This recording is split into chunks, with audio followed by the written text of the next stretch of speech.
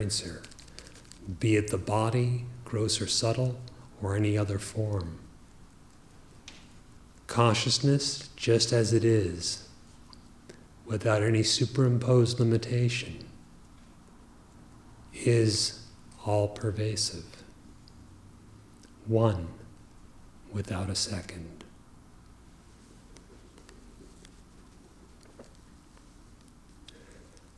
I am devoid of the six changes. The six changes are considered to be origination, existence, growth, maturity, decay, and death. These six modifications or changes are what everything, every object, every body appears subject to. He says, I am devoid of the six changes. What in you does not undergo such change? What in you did not begin?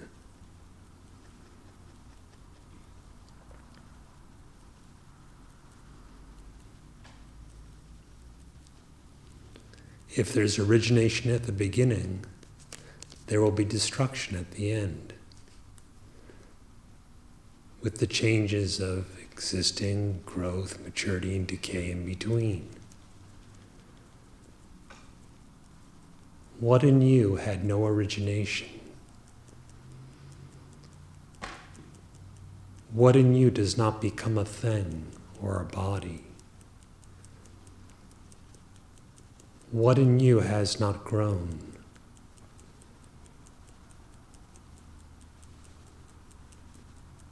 What in you has not reached any maturation or decay?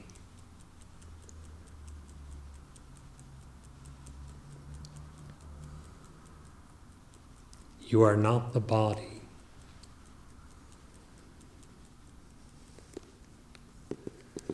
To emphasize this, he says, I am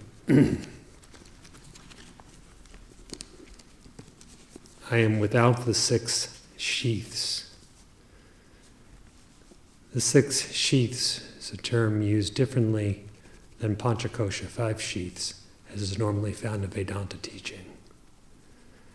6 sheaths refer to the substances of the body, regarded as marrow, bone, seminal fluid, blood, flesh, skin.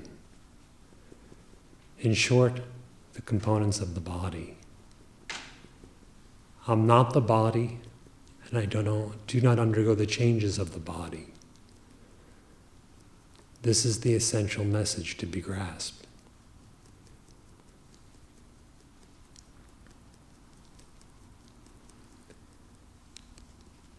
Sever the delusive connection that seems to tie you with the body.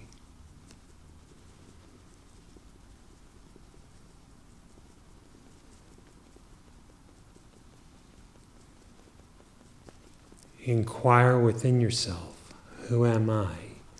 Can I be a body? If you are a body, you will appear to be caught in those 6 transformations, and death is inevitable.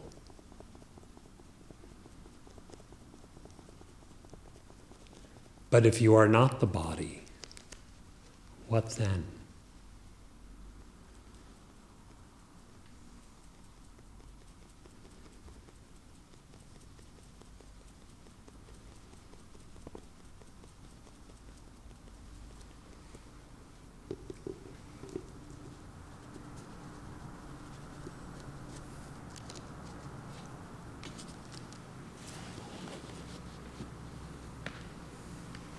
There's something really different about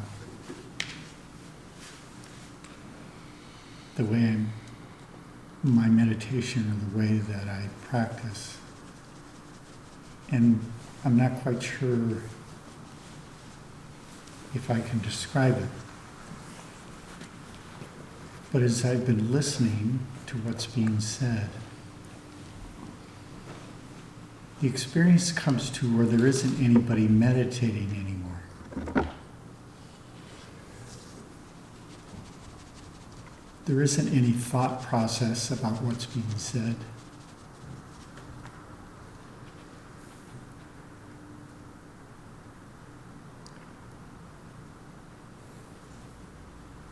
And everything that's being said matches. I wouldn't even describe it as my experience anymore. It's just a description of reality.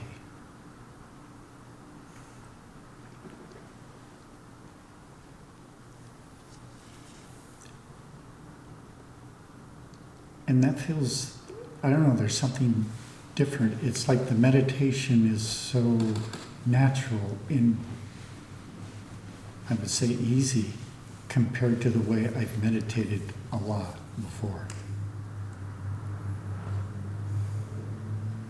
And it's a meditation that's natural,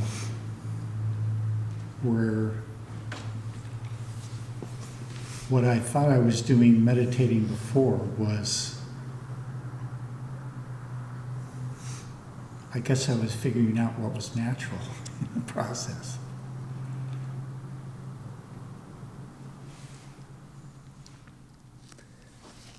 The less there is of the delusive illusion of an ego, the individuality, the more natural the truth is found to be.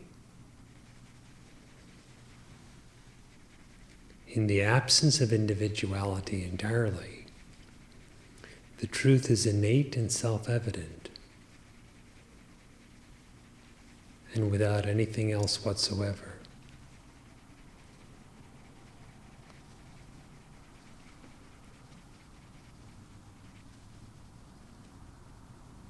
The more the individuality notion dissolves, the better sense the teaching of Ribhu and the Maharshi and Shankar and the Upanishads, etc., is seen to be.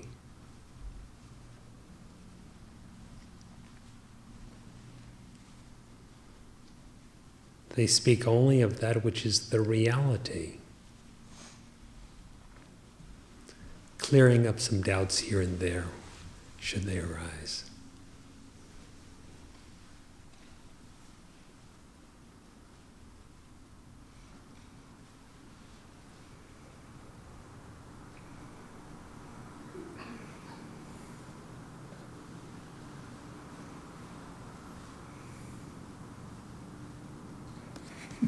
Again, what you said fits the experience exactly.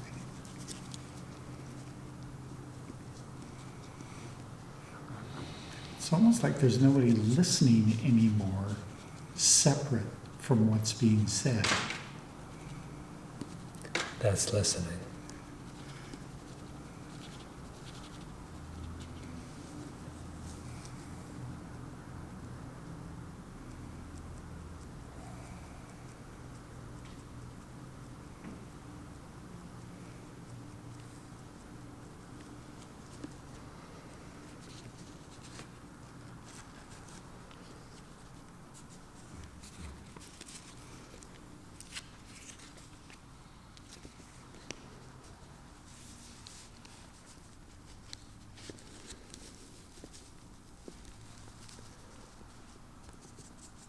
I am liberated, this is verse 44.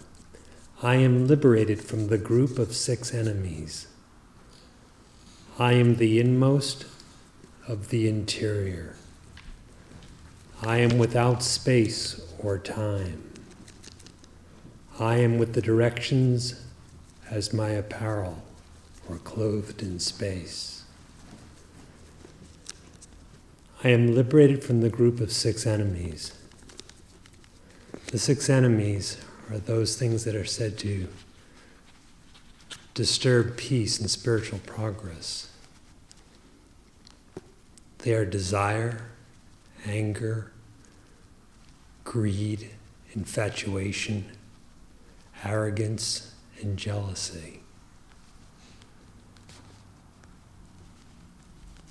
Whether we regard these as 6 individual traits that should be abandoned, or as one continuum of ignorance, each one leading to the success of one.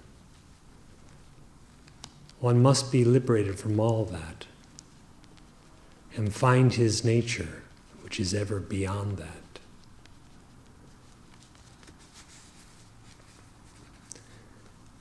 If one deeply understands the Maharshi's teachings about the nature of happiness, he will naturally be without these 6 enemies.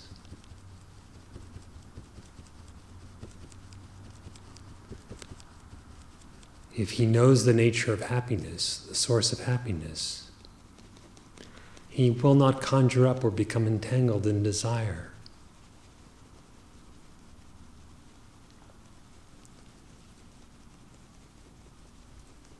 Not being caught in desire, he will not become frustrated with his desires being met or being not met, and so he'll be devoid of anger.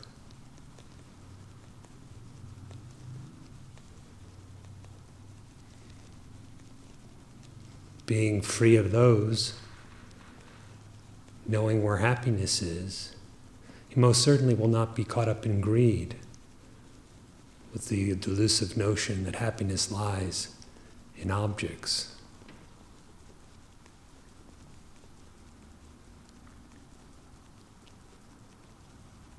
Not being caught up in those 3 previous tendencies, he will not become infatuated with anything, with anyone.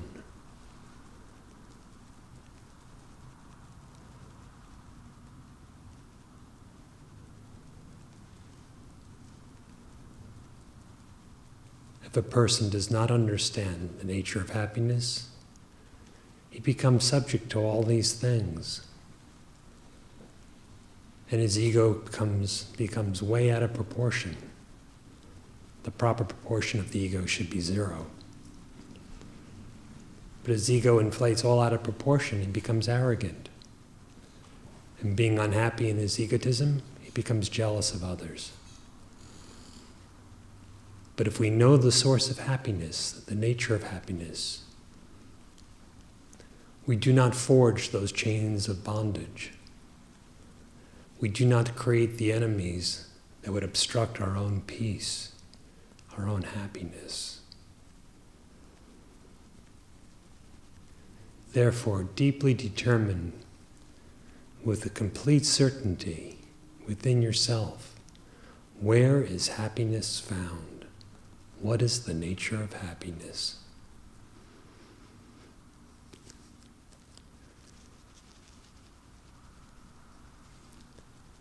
If you comprehend that happiness is within, it has its source within, well then, within is the self.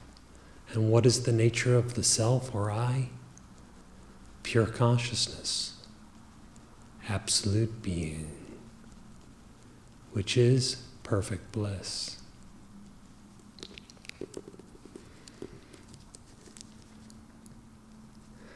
I am the inmost of the interior.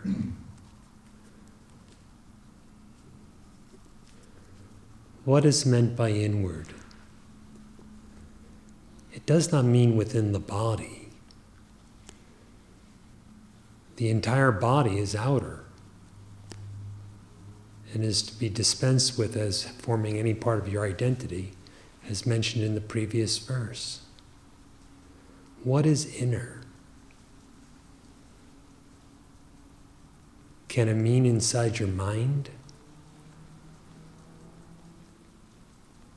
But then there is something more interior to your mind that knows the mind, but is not known by it. What is interior? Ribhu says, I am the inmost of the interior. What is the most interior?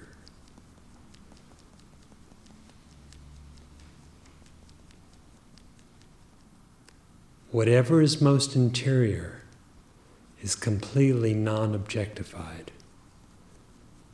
It can be objectified neither as something thought nor as something perceived.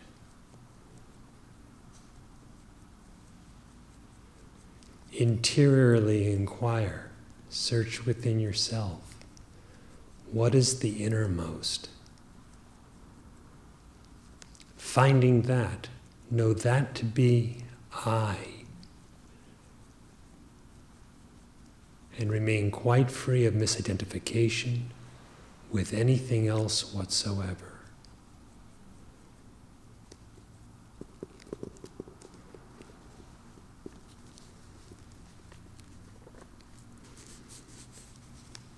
I am without space or time.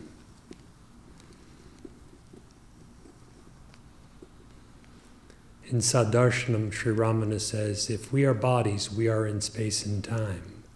But are we bodies?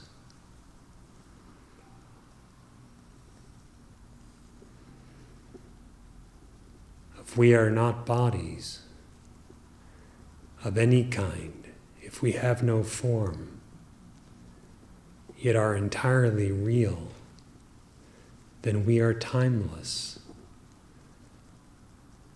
and we are spaceless.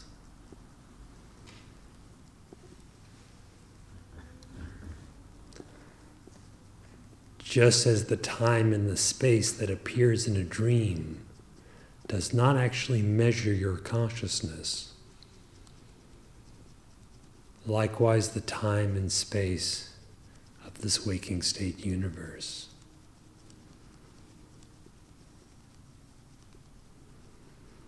You are not in time. You are not bound by time. You are not limited by space.